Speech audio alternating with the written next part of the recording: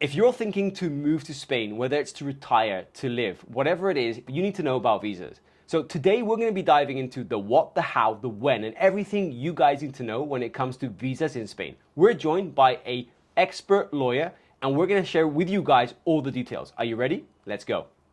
Welcome back, guys. Today, Marta, welcome to the channel. Thank you for having me. So let me introduce our audience to who's sitting here. Marta Fernández from Manzanares Abogados. You're an expert property lawyer and help hundreds of Manzanares clients find the right visa option for them, among other things that you guys do. Yes. And Marta, today, by popular request of our audience, today we want to talk about visas. Okay. So I want to start, diving deep into everything they need to know. So this is going to be practically their 101 guide. So let's start with the most simple of questions. What's a visa? Okay. A visa is basically a legal permission to enter Spain. Who needs one? Those who are citizens from European countries or European Economic Area, they won't need a visa to enter Spain. They will have to, there's other liabilities should they wish to stay longer than 90 days period. And a visa is needed for those citizens who are not part of the European Union or the European Economic Activity. So the magic number is 90 days? Yes. Okay. That's the magic number. You must not overstay more than 90 days per a period of 180 days. Okay. So that's the number that you need to have in mind. And you need to know that if you're not from a European country such as France, Spain, Portugal, and you're from a country which is not part of the European Union or the economic area of Europe, you will need a visa. So Canadian citizens, US citizens, United Kingdom, South Africa, many others. So a few months back, the golden visa was abolished. It was a very popular, it was popular at some moments. So let's talk about what options clients or people have right now in Spain. So what are the visa options for everyone that's looking to come over to Spain? What are the options? So now that the golden visa is no longer granted in 2025 onwards, you have different options, and the options will be defined on your personal circumstances. Okay. So just to name a few ones, we have the digital nomad, which is for obviously remote workers. We have the NLV, the non-lucrative visa. We have the self-employed or employed visa. We have those for family relatives of citizens of the European Union. Okay. And those are a few between others. Okay, so let's start with, for example, a lot of our clients are, U.S. citizens, Canadians. Some people come over to work, but some of them come over to, sort of relocate and, retire, right? And I think one of the most popular ones is the NLV. Yes, definitely. So let's start with the NLV. How would you define the NLV? What is the NLV? How do you apply for it? Who's eligible? How easy is it to get it? Okay. So the NLV is interesting for those who are able to live off from passive incomes. So that would be pensions, that would be rentals, that would be investments in stocks, or any other kind of passive income. Okay. So you must understand that you cannot work, not even in Spain, neither in the rest of the world. That's something that people think, that they can work somewhere else remotely. No, you can't. You can only live off passive income. Okay. Interesting. The application is made from the home country where you live. So you make a visa application from where you live in the consulate of Spain. And once it's granted, then you're able to move over here. The basic requirements are clean criminal records. You will need sufficient funds to sustain yourself. You will need health insurance to cover yourself. Those would be the major requirements. Okay, but others. Let's talk about exactly that. So, how much income do you need to prove in order to get the non-lucrative visa? Does that depend on family size, or how does that work? So, for example, if you're a main applicant and you're just yourself coming into Spain, you will need around 30K per year. That's net?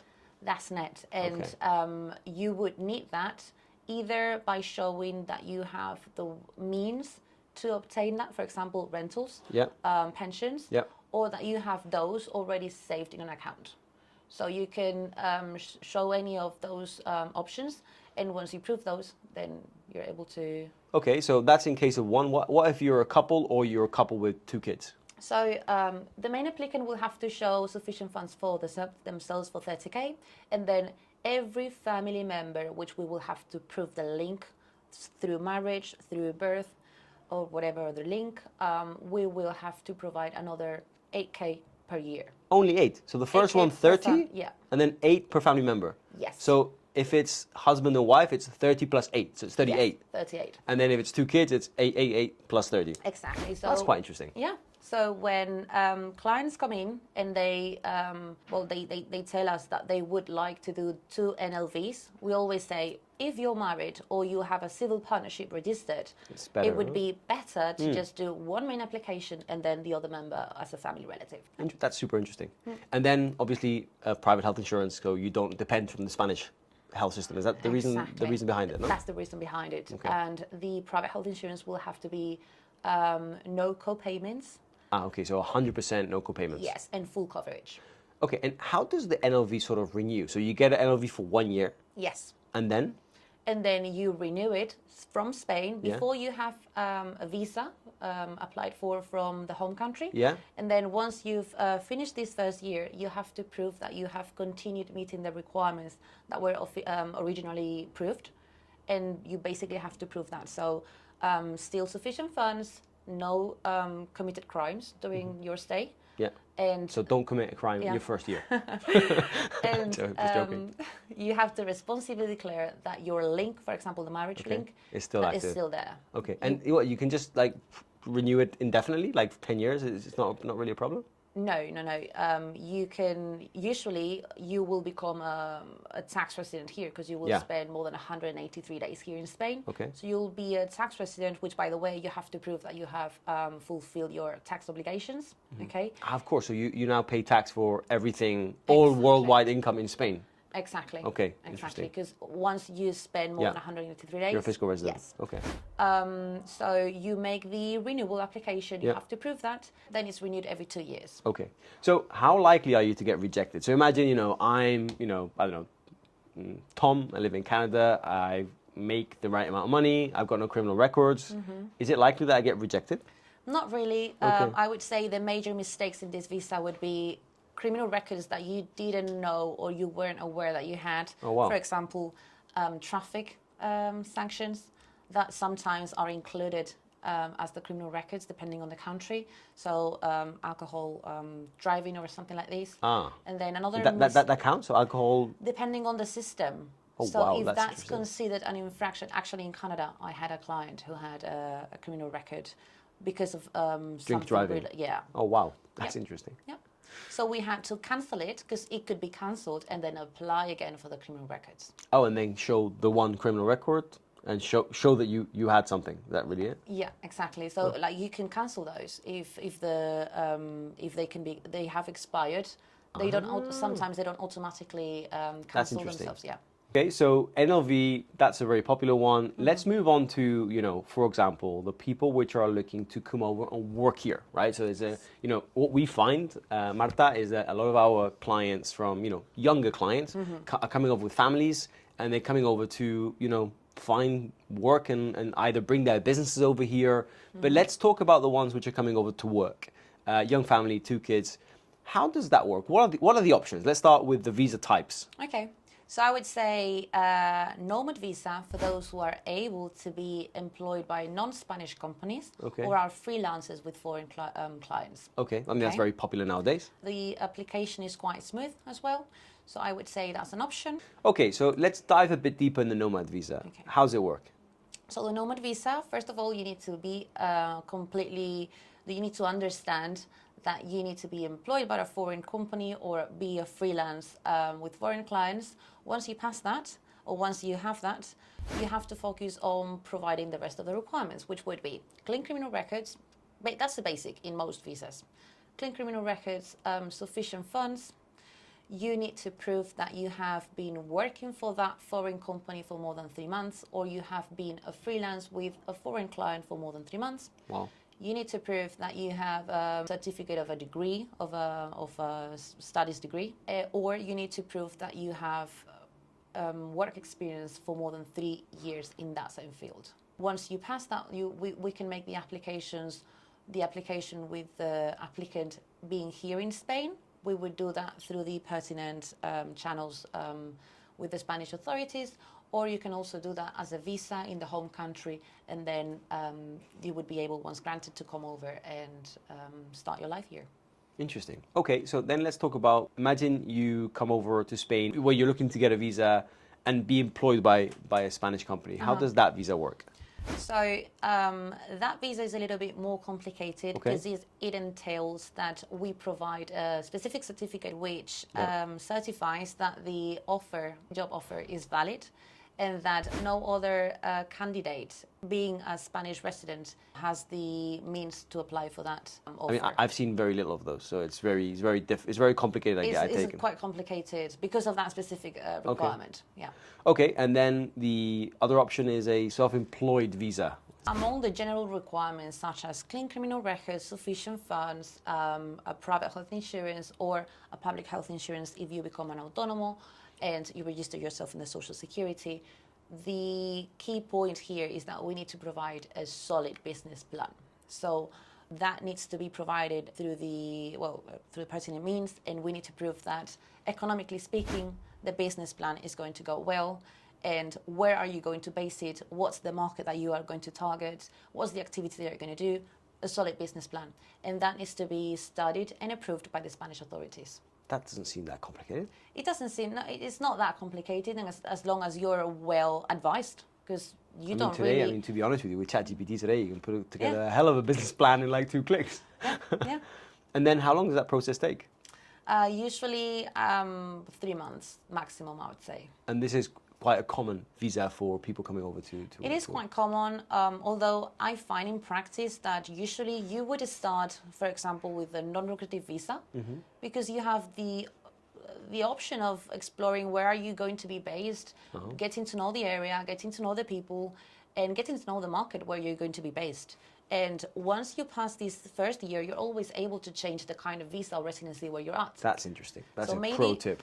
So what you're saying is basically, spend a year on a non-lucrative visa, don't work in Spain, get your bearings, and then set up business and reapply for the self-employed. That may be an advice that I would give. Yeah. So Marta, we've wrapped up, let's say, the main visa types for non-EU citizens which want to come and reside in Spain, right? How does it work for the family members? Tell us a bit about that. Okay, so you will always be able to bring your family members as long as you prove the link that you have to them. So for example, and it's even a little bit more of an intelligent approach maybe with the applications. So we've talked about NLV, we've talked about the Nomad visa, the self-employed visa. With all of them, you can have a main applicant which will have to prove all the main requirements. And then if that main applicant proves the link to a family relative, such as a spouse, a son, or a civil partnership with someone, we just need to provide the supporting documents to that. So that would be, for example, marriage certificate or birth certificate. Yeah. They need to be apostilled or legalized. And you will need to also provide sufficient funds to sustain yourself and themselves. Okay. Depending on the visa, we will need to provide different figures relating the funds. And also, we will need to provide for those who are of legal age, so plus 18 years old, we'll need to provide a clean criminal records as well. We have a lot of non-EU applicants, people for yourselves, and also there are situations where people can take advantage of having direct family members which are Europeans, even if they're not Europeans. Can you tell us a bit about that? Yes. When you have a European relative, which can be a spouse, a son, a daughter, your parents, and you're a minor, you need to prove a direct link, and you need to do that through the pertinent certificates, so such as the marriage certificate or the civil partnership. That European member needs to be registered in Spain as a resident. So, for example, you cannot apply for a Spanish visa as a European relative if that European relative is living in the Netherlands. So that person needs to be registered in Spain as a resident. Once that person is registered, then we make the application for the relative. And proving the link, sufficient funds, private health insurance, or if you're going to be working here, we'll need to prove the pertinent documents, and that's how it should be done. So, really interesting story. I have clients of mine they live in Arizona, but they have Spanish ancestry, right? there are a lot of people like spread around the world that, have, come from Spain originally, then, relocated, and family, generations that live all over the world. Is there any benefits to having Spanish ancestry? Well, yes. I mean, if you have Spanish ancestry and you manage to obtain the Spanish passport, then obviously You're like Spanish. You're like Spanish. But this leads me to other cases where I have had non-EU clients which have been able to apply for a EU nationality. So, for example, you're from the US or you're from Canada or you're from the UK, and you have links to Irish ancestors or Dutch ancestors. And if you're able to apply for that nationality, and so you manage to get an EU passport, then you will be able to come over to Spain, register as a EU resident, and if you have family, you will be able to bring them as relatives of a European person. Marta, I think this is a perfect sort of summary of the options, or what our audience could expect if they're going to be applying for a visa, either wherever they're from. What would be your advice to someone watching this video right now, in order to get the best advice and make the best moves? What would be your advice for visa applicants? So if you're seriously thinking of relocating to Spain, get in touch with a lawyer as soon as possible. Find out what is the timeline that you need to follow. What kind of documents you will need to gather. Sometimes clients come with a certificate, a marriage certificate, and they come with it already apostilled or legalized and sworn translated. But by the time we do the application, that marriage certificate is expired because they expired within 3 months.